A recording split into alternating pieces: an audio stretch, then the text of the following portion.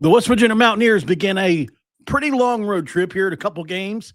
Houston, Arizona, but this Arizona State game is going to be kind of tough. I think it's a must win. What about you?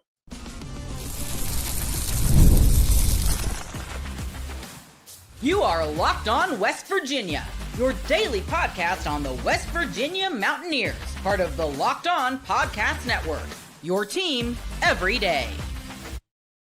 And what is up, guys? Welcome back in. My name is Mountaineer Paul. I am your host here. Welcome back into Locked On West Virginia. We're talking Mountaineer hoops tonight. And you know what? We're glad to be doing so. It's a great day.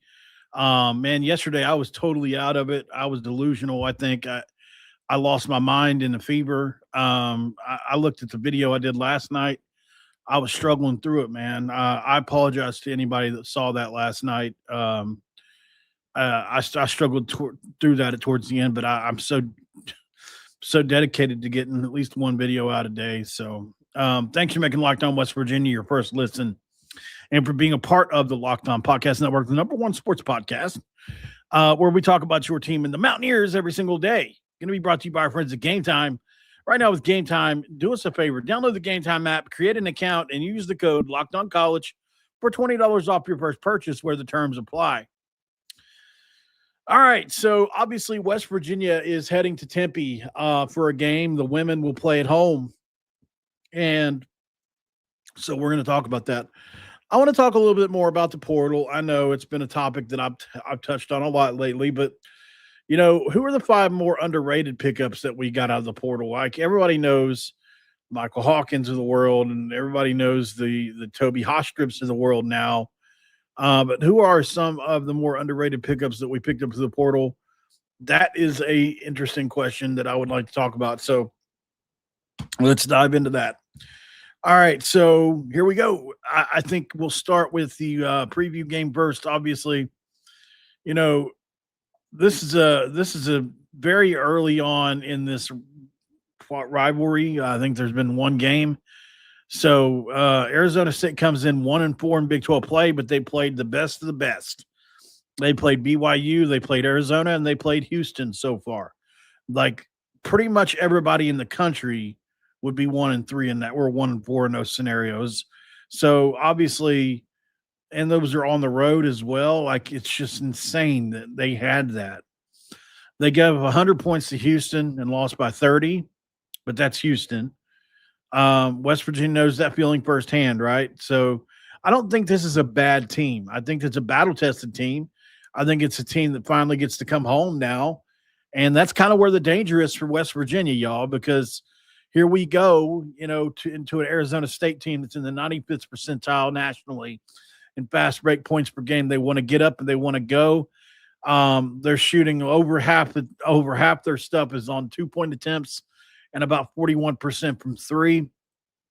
And then that really kind of ties directly into West Virginia's concern, right? Turnovers. West Virginia can't be having the turnovers because Arizona State is, a decent team at forcing turnovers. So, and they're decent at points off turnovers as well. I wouldn't say they're elite or even good, but they're decent at it. They do okay at both. So, you know, if West Virginia turns it over and doesn't sprint back, doesn't, get back on defense or anything like that, Arizona State's going to turn, a 2-point game into an 8-point run in under a minute or two. So, obviously, the way you slow Arizona State down is not just playing slow, right? It's you got to make your shots first, which has been something our team has struggled with sometimes.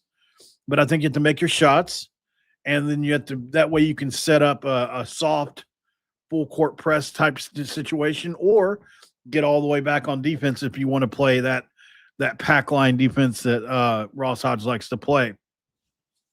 And then obviously you value the basketball. You eliminate turnovers. That's another thing you do, right? If you're efficient, that's going to mount pressure on Arizona State. And every efficient West Virginia possession is defensive pressure kind of by default, right? So that's just the way it goes because you're making them play tough defense, and which they're not really the greatest defensive team to begin with. I think in this game, free throws and offensive rebounding is going to be interesting because Arizona State, obviously, if you look at some of the things they do, they get to the line like crazy. They attack a lot. They don't settle. And in Big 12 play, they're third in offensive rebounding. It's pretty good. You know, they do a really, really good job at crashing the glass. So, if Arizona State shoots in the paint and misses, they expect to get it back, man. This is a five guys kind of rebound game for West Virginia. No leaking, no watching. And if you remember Tad Boyle's press conference from the other day, he said this: West Virginia out-toughed us. West Virginia, I mean, you got to go listen to this clip from Tad Boyle from Colorado. He said there was a difference between, what was the word? There was a difference between toughness and fighting. I think that's what he said. Fighting is different than toughness. Toughness is, I'm going to be in your face over the course of 60 minutes. Fighting is, I'm going to fight for this one loose ball right here, right? They're two different things. I get what he was trying to say. And West Virginia outfought them, or something along those lines. It was a similar thing. So, I'm really interested, but West Virginia still has enough home games to get to 20 wins. Too many negative. Nancy says Drum Wolf. Yeah, I wouldn't say I'm not feeling negative necessarily, Drum Wolf. I would say personally that, this is a must-win game. You got to win games like this. You can't lose to Arizona State. It's just there's too much pressure otherwise. You know what I mean? So I mean, there's just too many other games that this is the game West Virginia should be able to win. I feel like. Here's the thing too in this game. Arizona State on defense is bad, man. But the context matters, right? Their defense is bad, but look who they faced. They faced Arizona, BYU, and Houston.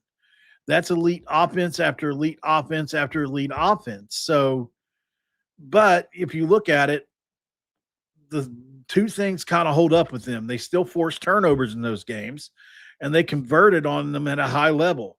So even against those really tough teams, they were really good at crashing the boards, man. So if West Virginia gets careless, the defensive numbers won't matter as much, and Arizona State will score before the defense even settles. That's going to be interesting to see what happens on that. If you want to look at their players, obviously Maurice, Odom, 6'2", 16 points per game, 6.5 points per game, 6.5 assists per game. Sorry. He had 23 and 7 versus Arizona. He's shooting 40% from his favorite shooting spot on the floor, which is just right by the 3-point line, left center. Just an incredible shot percentage from that spot. And he is a really good player in the pick and roll. So it's right on the strength of West Virginia, who's pretty good in pick and roll as well. In the West Virginia defense is ranked second in the Big 12 and top 10 nationally in pick and roll defense. So this is a strength on strength situation. I think I may have heard that from Brad over on Three Guys, but yeah, I wrote it down, so I put it in my breakdown today. They've got a 7-1 freshman that is one of the best players in the country, I think, that nobody knows about. So, we'll see what happens with them. I am just really curious to see what Harlan Obioha does, because he's shown up big in a couple games and then he's gone quiet again, right? So I just wonder, man, because Masamba Diop is going to be there. And he is a load. I'm looking at pictures of him right now. I mean, he is a freaking load, man. Oh my God. Jeez. Holy cow. you guys got to look him up when you get a time. Don't click off the video, but Masamba Diop. Lordy mercy, man. This dude, Massamba Diop. It's what a load he is. I mean, he looks like he's got arms that are 30 feet long. No wonder he's so good at offensive rebounds. All right. So obviously that's going to be a tough matchup. And, 81% of his shots come at the rim, and he's only missed it 19 times all year. So he's got 8 straight games of 15 plus points a game. And only the third game all year he's not been in double figures was against this past game. So this is going to be a front court battle for West Virginia. If our bigs get in foul trouble, it's going to be difficult, right? So we'll see what happens. But I think at the end of the day, no turnovers. You want to sprint back on every possession. You want to gang rebound in the paint. You want to win the battle defensively, and you want to avoid foul trouble inside. Because obviously you don't want, do I think we could hold our own and go small if we had to? I do. I mean, that's one solution to the problem for sure. But overall, I think this is going to be a game where, our half court defense is going to matter because they're going to get second chance shots, right? I don't think we're going to be able to keep them from getting a ton of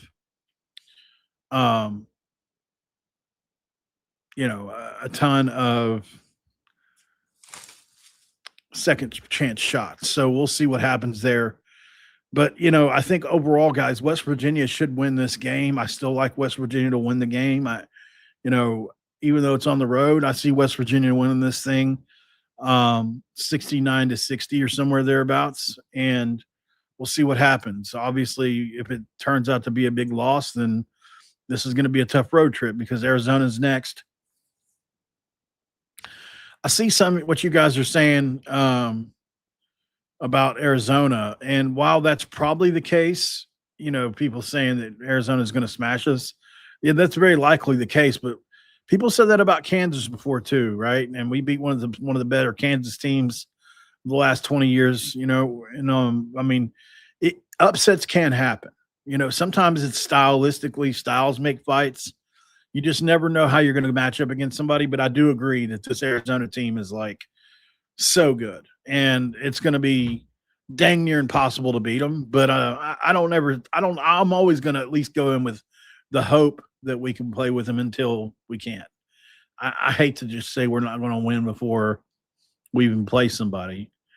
In basketball, especially. In football, it's like, yeah, you can kind of just tell. But anyways, let's go to break on that note. We'll come back and talk about the 5 most underrated portal pickups that I have for West Virginia this offseason. I think a couple might surprise you. We'll talk about them next. And, of course, we're talking about our friends at Game Time. And, look, with Game Time, you already know, man. Game Time is killing the game, crushing the game, the whole thing. And that's because we just pay homage to our friends at Game Time. There's nothing like college football season. Tailgates, packed stadiums, and being right there in the middle of it all. The energy, the bands, the moments you remember forever. But actually getting tickets, that's used to be the frustrating part with long queues, logins, and prices jumping at checkout. That's why Game Time gives the advantage back to the fans. It's the easiest way to unlock amazing college football tickets and experiences in just a few taps. Actually, I love being able to see the view of my seat before buying in the app, so I knew exactly what I was getting.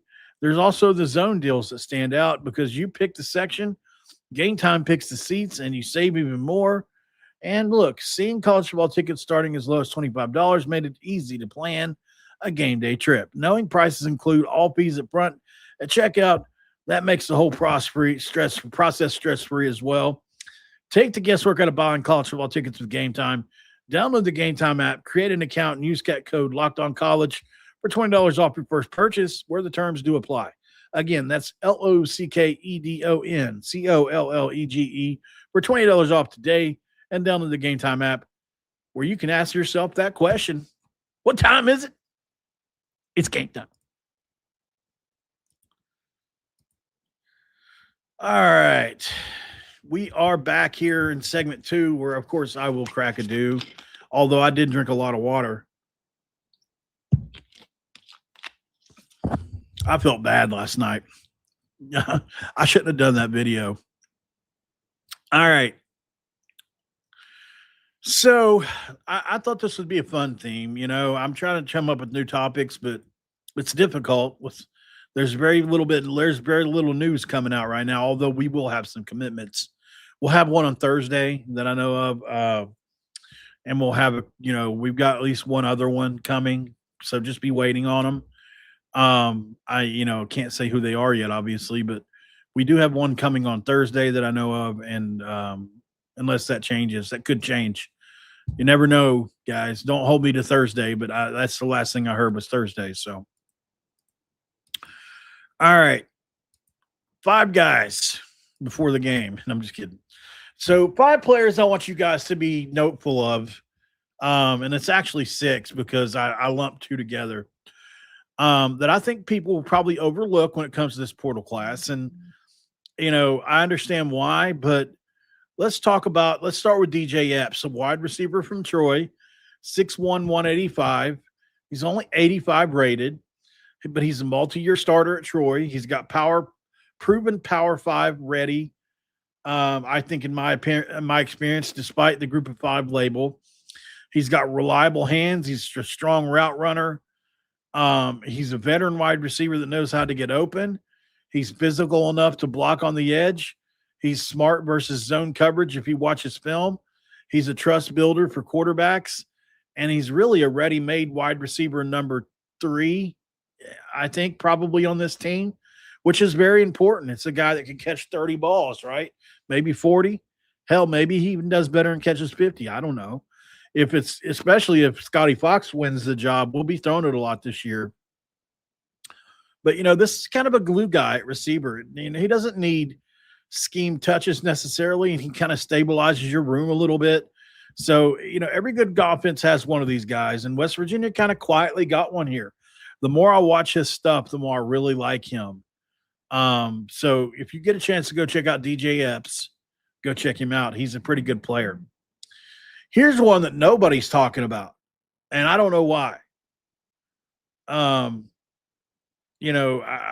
just think that for whatever reason, hold on one second. Let me make sure I've got this pulled up.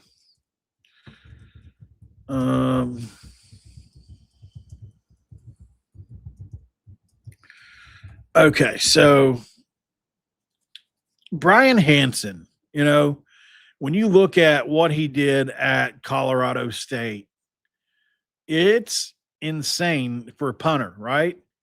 He had one of the best averages in the entire FBS at 48 yards a punt. He had a 70-yard punt. He had 13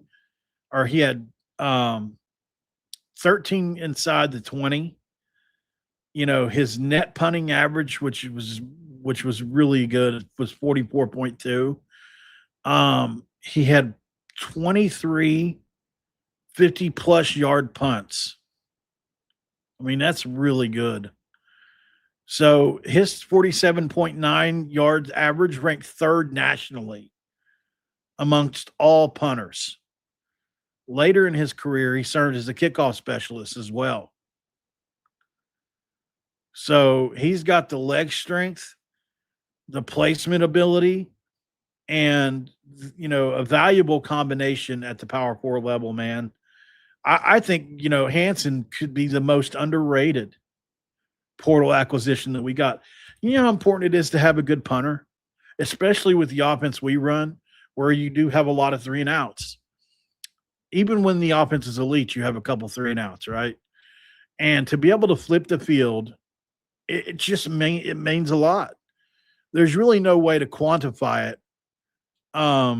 Whenever you're talking about, let's say on average, you're making them drive 10 or 15 more yards per drive or something.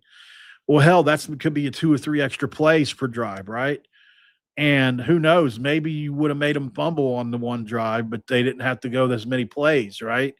So with this, it's like, you never know what an extra with the punter that flips the field for you, you can do. It makes them have to drive longer drives.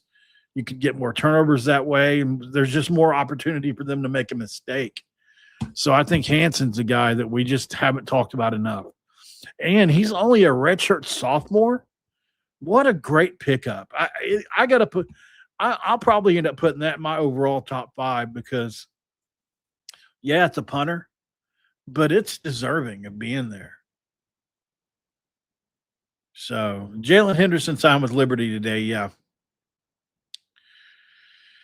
So John Nider, this dude, man, 6'2", 205, just a big-bodied outside receiver with just a really good blocker as well.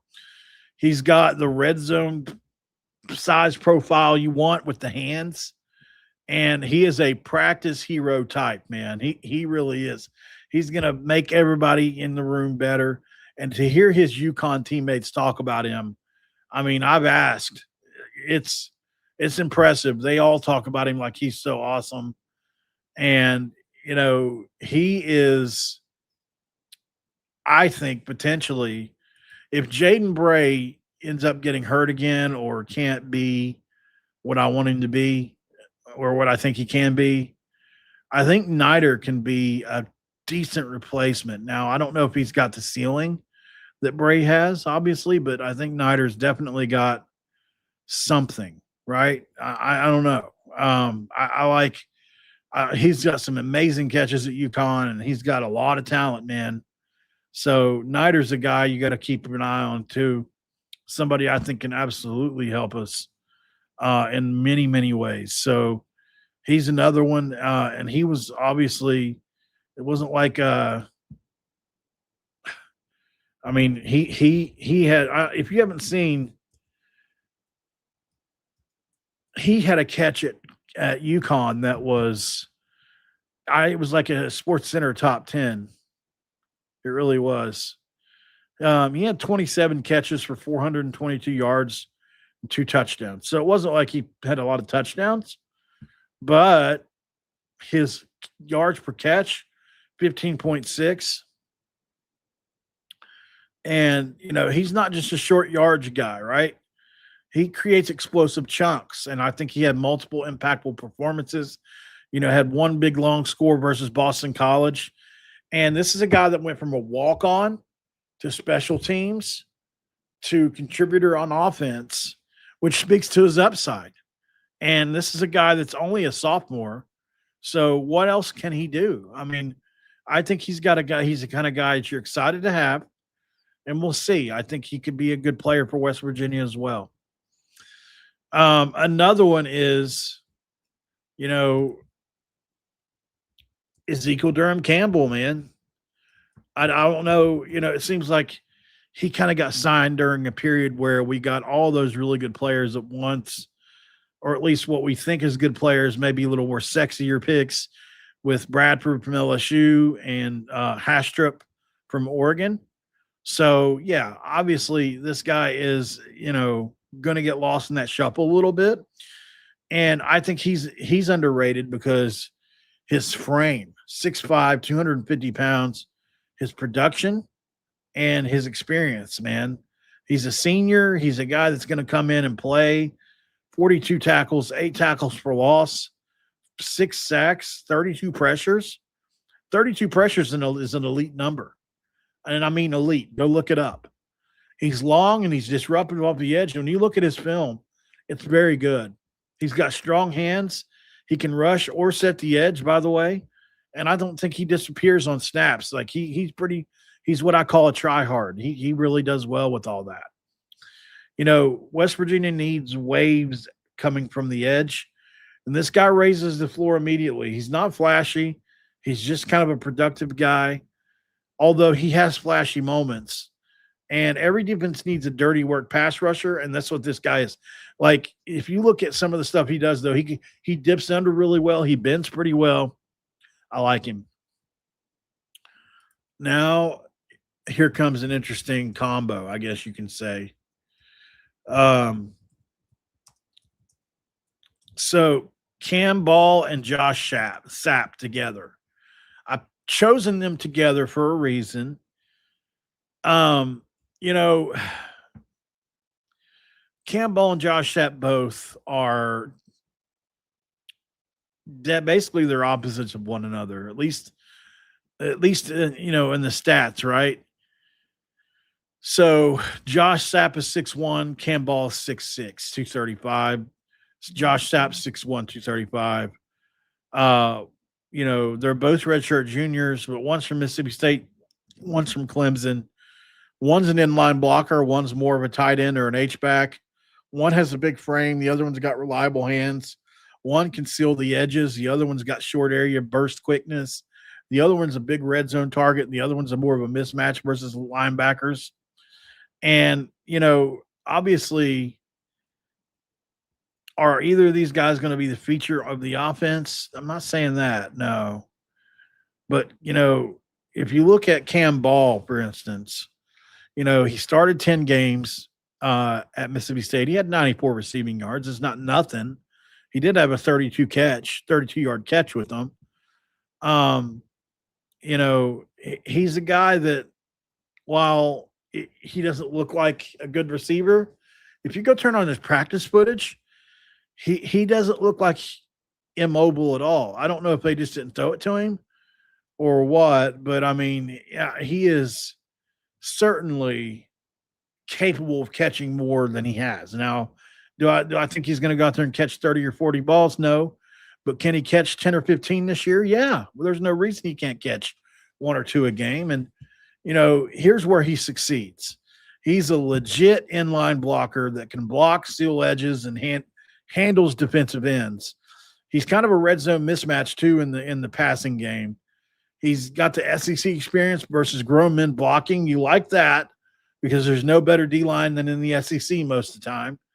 Now that's starting to level out across the country, but that's how it's been before the last couple of years, especially. And so he's going to do the dirty work so other guys like Cam Cook can eat. And I think Ball is a very, very underrated pickup. Josh Sapp, a little bit on the different, you know, I think Sapp's a guy that could probably do better at West Virginia because of the way we play offense. He's played in 30-plus games in his career, which is a lot. He does have 20-plus receptions in his career. But he's 6'1", 235. And when you go look at his tape, he's got reliable hands. He's got good short area bursts, like I said. He can motion shift or flex out even. And I think he's going to find some soft spots in the zone for you. And he'll block, but he wins as a receiver. And he's going to be a guy that can be a chain mover. He can kind of be a safety valve. He's going to be a flexibility in the tempo sets you need. And linebackers will struggle with him in space. He's pretty shifty. So they're the perfect overall tight end if you could have them, you know, both. Like if Cam Ball can turn into a receiver, Cam Ball is a major pickup, obviously. Even if he can catch like 20 passes this year, that'd be a major thing. So West Virginia didn't go shopping for highlights at tight end, did they? But they kind of went for functionality here, and I think they got it. Let's go to break one more time really quick. We'll put a bow on this one. All right, we're back here, guys. Thank you so much. Obviously, there's other games I could have went with for the portal. You know, there's just so much to talk about with our portal haul, and it's still happening, obviously.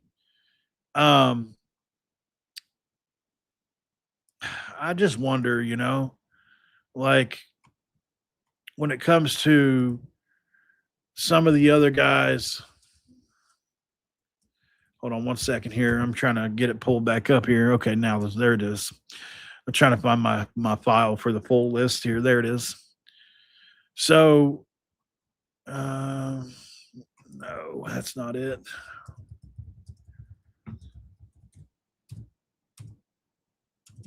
All right. So when it comes to the entire haul from West Virginia's perspective here, you know, I think we're right around 30. What is it? 31, 32, somewhere in there. We've got one running back, one quarterback, 5 wide receivers. We got 2 tight ends. 6 offensive linemen, 5 defensive linemen or edge players, 5 linebackers, 6 defensive backs, 3 specialists. So it's pretty comprehensive. You can tell they had a plan, right? I mean, it's kind of how you would expect this team to be built. It's like they didn't go. The only player they really went up with was Cam Cook, right?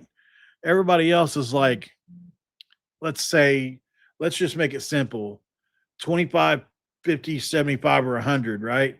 50 is half, 100's full. And if you want to do decimals, you can, but like let's do decimals on it. Let's just do on a 100-point scale. With your quarterback, you probably went 75, right? Which is like, he just hasn't done anything yet. He's got the potential to do everything. He hasn't done everything yet. With running back, you probably went 90. Like you went almost as high as you could go. With receiver, you probably went 80 whenever you look at the combination of guys.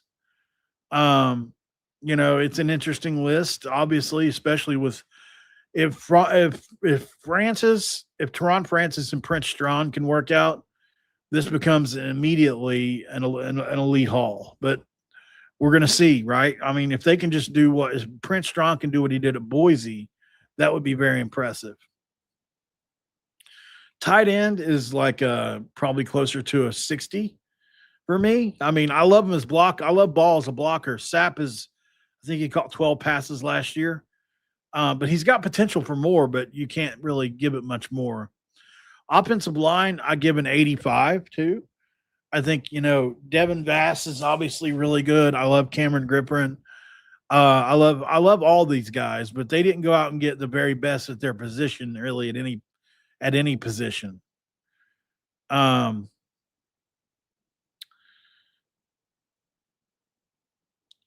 would say that they came close maybe with a guy like Vass, maybe. I just don't think the country knows about it yet. Vass obviously does have he's not an elite athlete, right? But I do think he's got a chance to be really good.